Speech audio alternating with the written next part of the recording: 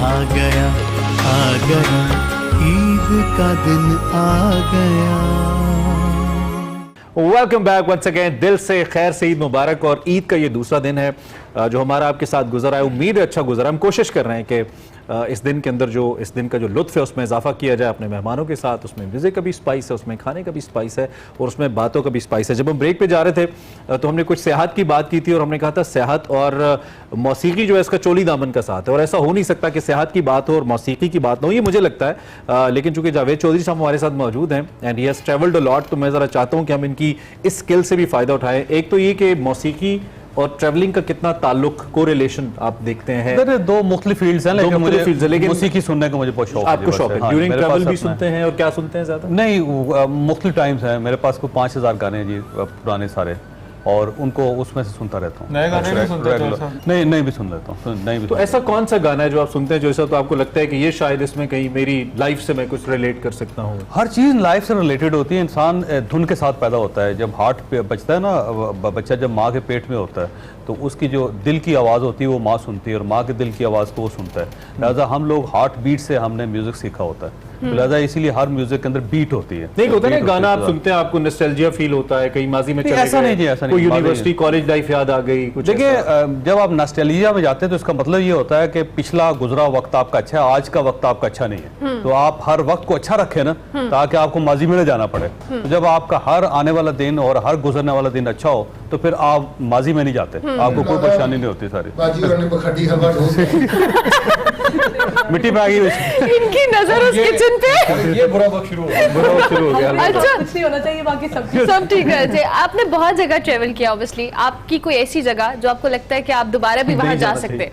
मैं बेशुमार ऐसी जगह जहाँ पे बार बार गया हूँ जी। मतलब पेरिस शहर है, उसमें मैं 100 मरतबा से ज़्यादा गया हूँ।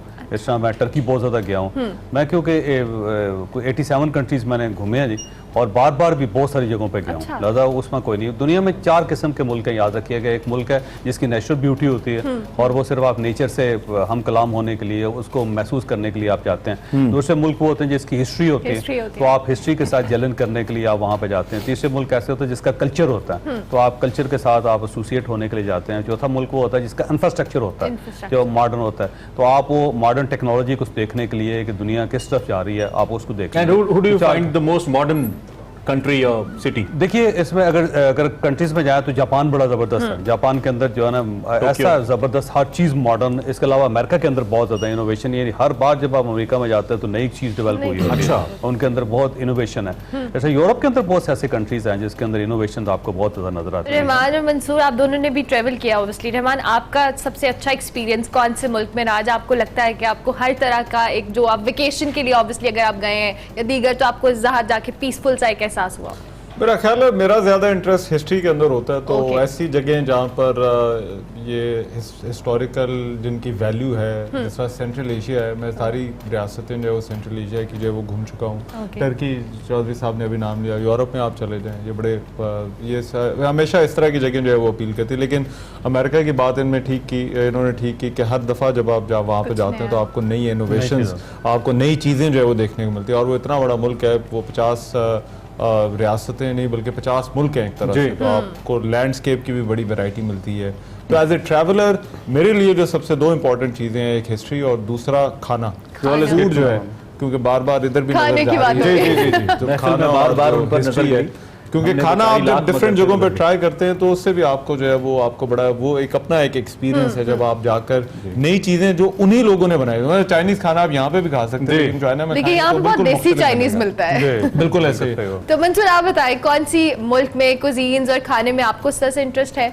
नहीं, मुझे मेरी ट्रैवलिंग की थोड़ी सी जो प्रेफरेंस है वो इन दोनों से थोड़ी सी मुख्तलिफ है। मैंने इंटरनेशनल ट्रैवल किया हुआ है, लेकिन पता नहीं मुझे ये जो मॉडर्न सिटीज है मुझे ज्यादा अट्रैक्ट नहीं करती। अच्छा, आई मीन यूएस, यूके वगैरह मुझे नहीं अट्रैक्ट करती। मेरा ज्यादा मुझे शौक हाइकिंग का चूंकि ज्यादा है, तो पहाड़ों की तरफ जाना, मतलब और खास तौर पे पाकिस्तानी नॉर्दर्न एरियाज में, जो कि मेरी नजर में बहुत one of the most beautiful. हमें अभी तक उसकी कदर कीमत का अंदाजा ही नहीं कि कितनी खूबसूरत जगह हमारे पास यहाँ पे। तो मैंने जो उसको जाके एक्सप्लोर किया है, सबसे बड़ी बात यह कि चूंकि पाकिस्तान से बहुत कम लोग वहां पे जाते हैं, आप हैरान होंगे कि K2 बेस कैंप का जो ट्रैक है उसके ऊपर एटलीस्ट मैं कहूंगा कि 80% फॉरेनर्स हैं, 20% सिर्फ पाकिस्तानी पाकिस्तानी तो वो जाके जब देखने का मजा आता है तो मैं तो अगर मुझे अलाउ हो तो मैं शायद हर साल जाऊं और उसको जाके देखूं। और वो सारी मेहनत जो आप रास्ते में करते हैं वो उसके कितने पैसे पूरे हो जैसे जाते हैं। K2 आपके सामने आता है ना, जैसे ही मतलब वो बहुत है तकरीबन 5-6 दिन लगते हैं वो रोजाना की 7-8 घंटे की वॉक, और 5-6 दिन के बाद जब एकदम K2 सामने आता है वो सारी थकावट थकावट दूर हो बड़ा जाती है। एक्सपीरियंस और आप कहते हैं It's कि worth ये मेरे मुल्क में इतनी खूबसूरत जगह यहाँ पे और हमें इसकी कदर ही नहीं है। K2 ਦੀਆਂ ਗੱਲਾਂ ਘਟਾ ਦਿਓ ਨਾਵੇਂ ਮੌਲਾ ਠੰਡ ਲੱਗਣਾ ਪਈ मिराइल, आपको ट्रैवल के हवाले से शौक है कहीं जाने का, कोई प्लान्स? जी मतलब मुझे जब बहुत तेज शौक हवा चलती है इनका ट्रैवल शुरू हो जाता है इधर नुमू हो बस उधर अल्लाह। जी मिराइल, काश मैं इतनी पतली होती कि मैं निकल जाती हवा के आप साथ। वैसे मेरा ख्याल है ज्यादा करीब बैठी है ना, इसलिए आप पर वो बस आप निशाने पर है नजर बब्बू। सारे झुकते मतलब मंसूर सर इनको मारते हैं फिल्टर और होते वापस होते मुझे अंदर मारते नहीं हैं। वैसे ये ज्यादती है, आप मंसूर साहब की तरफ आए, आप बिनाहिल को तो नहीं नहीं वो बिल्कुल ठीक चल रहे हैं मैं ट्रैवलिंग को लेकर यही चलूंगी कि मतलब मैंने टर्की जब देखा तो टर्की मुझे एक तरह से उस तरह अच्छा लगा कि उसमें हर चीज थी। मतलब हम लड़कियों को शौक होता है शॉपिंग का, वहाँ पे शॉपिंग भी थी, साइट सीइंग भी थी। और लेकिन अभी मेरी आगे to on the go list है यूरोप। बब्बू राणा साहब, आप कहाँ पे ट्रैवल करना सर चाहेंगे? मैंने कल सेहत की जड़ामाला साथ मेरे तमाम साथी थे। अच्छा, ये रात सेहत। 12 बजे हम वहाँ पहुंचे अच्छा ਤੇ ਪੂਰਾ ਮਹੱਲਾ ਜਾਗ ਗਿਆ, ਉਹਨਾਂ ਕਹਾ ਹਰੇ ਚੋਰ ਆ ਗਏ ਨੇ ਉਹਨਾਂ ਨੇ ਫੋਨ ਕਰਤਾ ਪੁਲਿਸ ਨੂੰ ਔਰ ਪੁਲਿਸ ਵੀ ਉੱਥੇ ਦੀ ਯਕੀਨ ਕਰੋ ਹਰੇ ਛੋਟਾ ਜਿਹਾ ਇਲਾਕਾ ਤੇ ਇੰਨੀ ਜ਼ਿਆਦਾ ਪੁਲਿਸ ਕਿਉਂ ਹੈ ਮਤਲਬ ਆ ਕੇ ਸਾਨੂੰ ਉਹਨਾਂ ਨੇ ਫੜ ਲਿਆ। अच्छा ਫਿਰ ਸਾਡੀ ਉਹਨਾਂ ਨੇ ਉਹ ਸਿਆਹਤ ਕਰਵਾਈ है। अच्छा, और हमारे पास कुछ Rapid fire ही कर रहे हैं हम? कर रहे हैं बिल्कुल, हम रैपिड फायर है। हमारे पास कुछ क्वेश्चंस है। जावेद चौधरी साहब से शुरू करूंगी जो कि इनका ताल्लुक करंट अफेयर्स पॉलिटिकल शोज करते हैं। रोज कोई ना कोई पॉलिटिशियन आता है तो मैं कुछ नाम बोलूंगी इनके सामने, इनके दिमाग में उस बंदे का या उस खातून का नाम सुनकर जो भी वर्ड जहन में आएगा ये हमें बताएंगे। ठीक है जावेद चौधरी साहब, लाहौल वाला तैयार है आप? तैयार नहीं? लाहौल जो भी जहन में आपका जो दिल करे आप बोल दे। उस्मान बुज़दार, जल्दी कोई कहिए।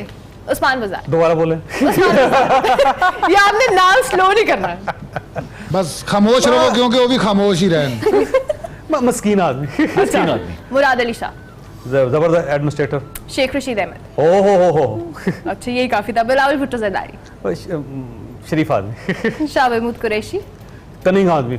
मुस्तफ़ा कमाल, मायूस आदमी। मरियम नवाज, एनर्जी। फिरदौस आशिक अवान, गुस्सा। गुस्सा। ओके, रहमान की तरफ आते हैं, हम रहमान से पूछते हैं। महमूद खान, उस्मान बुज़दार, उस्मान बुज़दार सानी, जो ठीक। जो उस्मान बुज़दार, यानी शहबाज गिल, फैसलाबाद, फैसलाबाद, ओके। तलाल चौधरी, फैसलाबाद, जिंदाबाद। हमजा शबा, बरखुरदार, बरखुरदार। आखिरी राना सनाउल्लाह, फिर फैसलाबाद। फिर फैसला। फिर फैसला हुआ। ये ना वैसे मेरा ख्याल है कोई प्लानिंग की है। मंसूर अली खान साहब। बाद के कैरेक्टर जो होती है। नहीं नहीं, आप मंसूर साहब को पहली फुल टॉस कराएंगे। फवाद चौधरी, फवाद चौधरी, तेज दबंग आदमी, दबंग आदमी, दबंग आदमी। राना सनाउल्लाह, सुपर दबंग, मरियम औरंगजेब, स्मार्ट, शहबाज शरीफ, गुड एडमिनिस्ट्रेटर, राजा रियाज, लोटा, जावेद चौधरी। उस्ताद। देखा उन्होंने आपको मेरे देखा ख्याल में आगे। मंसूर साहब कंपैरेटिवली तेज खेले, बेहतर खेले। Yes. Okay ji, so this was rapid fire.